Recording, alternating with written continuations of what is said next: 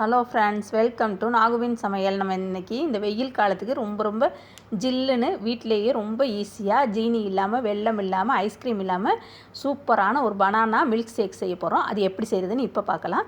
அப்புறம் நம்ம சேனலில் வந்து கிவ் அவே அனௌன்ஸ் பண்ணியிருக்கு. அதாவது நம்ம போட்டிருக்க ஃபஸ்ட்டு வீடியோலேருந்து 1,00,000 சப்ஸ்கிரைபர்ஸ் ரீச் ஆகிறது வரையும் போடுற எல்லா வீடியோஸையும் கண்டினியூஸாக பார்க்கணும், லைக் பண்ணணும், ஷேர் பண்ணணும், முக்கியமாக சப்ஸ்கிரைப்பும் கமெண்ட்டும் பண்ணியிருக்கணும். இதுதான் அதோட ரூல்ஸு.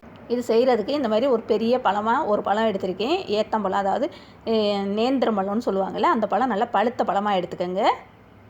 சின்னதாக இருந்தால் 2 கூட யூஸ் பண்ணிக்கலாம். அப்புறம் 6லேருந்து 7 வரையிலும் முந்திரி பருப்பும் பாதாமும் எடுத்து வச்சுருக்கேன். நீங்கள் வந்து இந்த நட்ஸோட இதுவை வந்து கூட்டியோ குறைச்சோ உங்கள் இதுக்கு தகுந்த மாதிரி, டேஸ்ட்டுக்கு தகுந்த மாதிரி எடுத்துக்கோங்க. அப்புறம் 6லேருந்து 7 வரையிலும் பேரிச்சம்பழம் எடுத்திருக்கேன். இது வந்து கொட்டையோடு உள்ள பேரிச்சம்பழம் தான். இதுவும் கூட நீங்கள் உங்கள் விருப்பத்தை பொறுத்து கூட்டியோ குறைச்சோ எடுத்துக்கலாம். இந்த மாதிரி ஒரு மிக்ஸி ஜார் எடுத்துக்கோங்க. அதில் நம்ம வச்சுருக்க நட்ஸை ஃபஸ்ட்டு சேர்த்துக்கலாம். அதுக்கப்புறம் அந்த பேரிச்சம்பழத்தில் இருக்க கொட்டையை எடுத்துகிட்டு அதில் சேர்த்துக்கோங்க.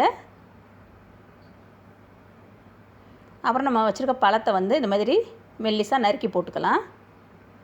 அதுக்கப்புறம் கொஞ்சம் ஐஸ் க்யூப்ஸ் வந்து எடுத்து வச்சுருக்கேன். ஐஸ் க்யூப்ஸையும் கொஞ்சம் சேர்த்துக்கலாம். அதுக்கப்புறமா 1 டம்ளர் அளவுக்கு நல்ல சில்லுன்னு இருக்க பாலாக எடுத்துக்கோங்க. கிட்டத்தட்ட ஒரு 1/4 லிட்டர் பால் எடுத்தால் சரியாக இருக்கும். அதை ஊற்றிட்டு இப்போ இதில் கொஞ்சமாக ஏலக்காய் பொடி சேர்க்குறேன்.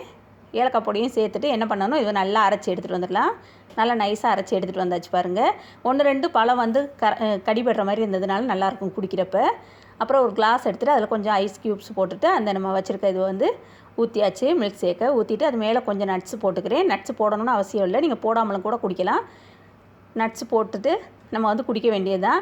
இது ரொம்ப ஈஸியாக செஞ்சிடலாம். ரொம்ப ஹெல்த்தியானதும் கூட. பனானா சாப்பிடாத குழந்தைங்களுக்கு நம்ம இந்த மாதிரி வீட்டில் செஞ்சு கொடுத்தோன்னா ரொம்ப ஹெல்த்தியாக குடிப்பாங்க. இது வந்து எல்லாருக்கும் யூஸாக இருக்கும் இந்த வீடியோன்னு நினைக்கிறேன். பிடிச்சிச்சின்னா லைக் பண்ணுங்கள், ஷேர் பண்ணுங்கள், சப்ஸ்கிரைப் பண்ணுங்கள், கூடவே இருக்கிற பெல் ஐக்கானையும் கிளிக் பண்ணுங்கள். தேங்க்யூ.